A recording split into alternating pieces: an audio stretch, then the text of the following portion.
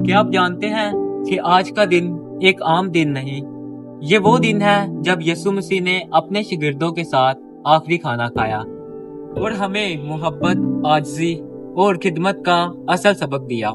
यीशु मसीह ने रोटी तोड़ी और बरकत देकर कहा, ये मेरा बदन है। इसी तरह प्याला लिया और शुक्र करके कहा, ये वो अहद का खून है जो बहुतों के गुनाहों की माफी के लिए बहाया जाएगा।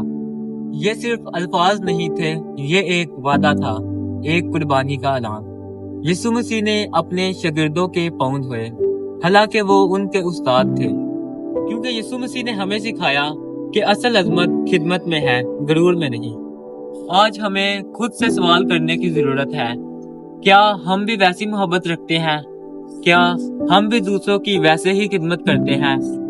आज का दिन हमें याद दिलाता है कि मोहब्बत सिर्फ कहने की चीज नहीं, बल्कि देने की चीज है। मोहब्बत करो जैसे मसीह ने हमसे मोहब्बत की।